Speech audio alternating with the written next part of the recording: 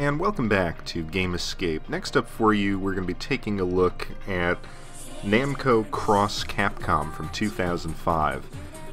And with the release of Project Cross Zone by Bandai Namco on June 25th of this year, I thought it'd be interesting to go back and look at the original game, which I thought was really interesting and really exciting when I discovered it a couple years ago. However, I have to say that I've been a little let down with it after I picked it up. It is a combination of a strategy RPG and an action RPG. And I have to say that over the years, I've become a fairly big fan of strategy RPGs as import titles. I mean, I think when you're looking for import titles, they more or less fall into three categories. You have games that you can, as an English speaker, just sort of pick up and play. Think of fighting games, shoot-em-ups. There's really no language barrier whatsoever. Then you have a second category, which, in my opinion, is populated by maybe some platformers and the strategy RPG genre. With strategy RPGs, you are confronted with a lot of kanji, and it's initially intimidating, but they are structured pretty similarly. So if you play these games with the idea that you're going to take a trial and error approach, you can figure out what each menu signifies and what the game is asking you to do, and after a while you can actually play these games without too much difficulty. And because of that, I decided to pick this game up. Now, these are the only sort of RPGs that you can play. Obviously, if you're picking up a traditional JRPG, untranslated, you're not going to get very far, even if you have a fact. But this game, strategy RPG, I thought it was worth checking out. And like I said, I was a little disappointed by it, ultimately. And I think the main reason for that is that the game tends to focus, in my opinion, more on fan service than it does on presenting a really great strategy RPG. There's a ton of dialogue between the characters that, obviously, as an English speaker, as someone who doesn't speak Japanese, I just more or less have to skip through it. But the actual gameplay itself tends to be a little on the light side. It's a pretty easy game. Haven't really encountered any boss characters or any battles that were overly difficult.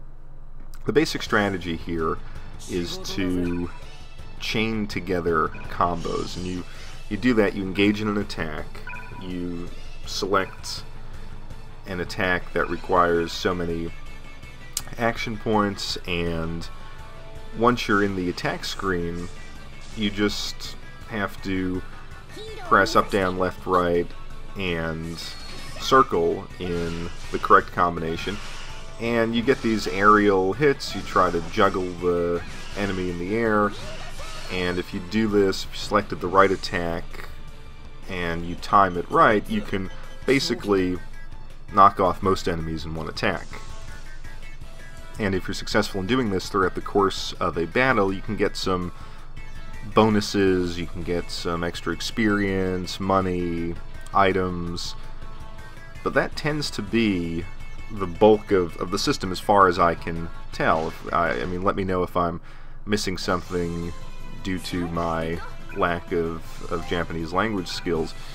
I mean, there's also a similar defensive system. When you are attacked, you can select to not guard at all, or you can select guard. If you select guard, basically you'll block one hit, and then you have a little mini game where you have to press up and down on the digital pad and try to time the enemy's attacks. If you do that successfully, you'll reduce the amount of damage you take, and I believe you can pick up an extra action point.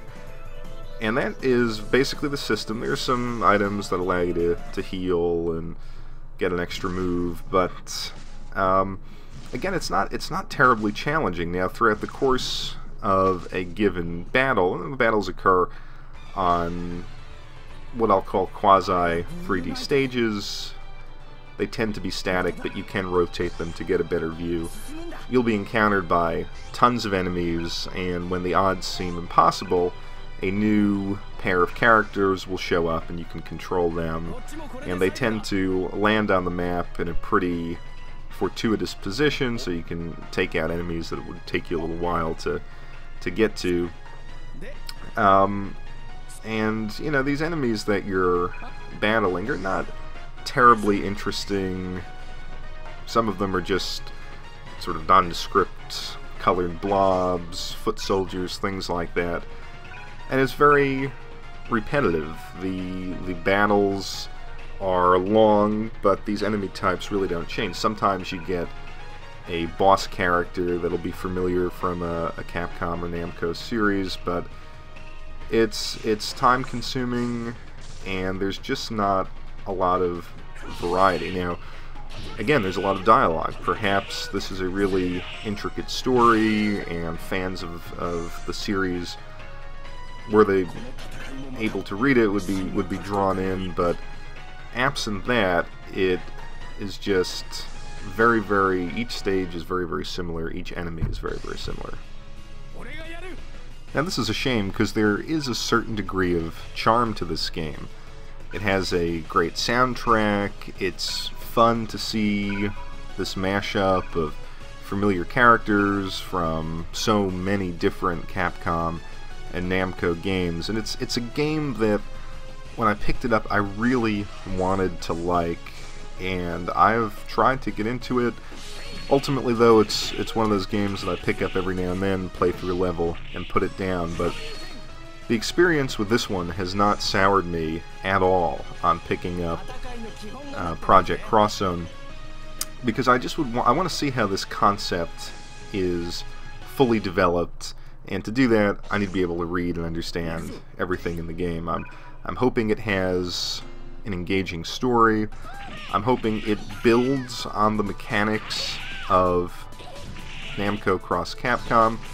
Maybe there's an element to the first game that I'm just missing due to the language barrier, but I would just hope for some more variety in the enemies, a little bit more challenge, and more of a refined and classic strategy RPG system. And also, from the action RPG standpoint, it would be interesting not just to have the same button combos and just try to time them accurately in each battle, but maybe throw in some different combos, and different combos for the different characters, so it seems like each pairing is different and unique, and you're looking forward to mastering certain combos for certain characters. So that's my really short wish list. Now, with regard to Namco X Capcom, if you can find it for maybe under $20, it's an interesting curiosity to add to your collection.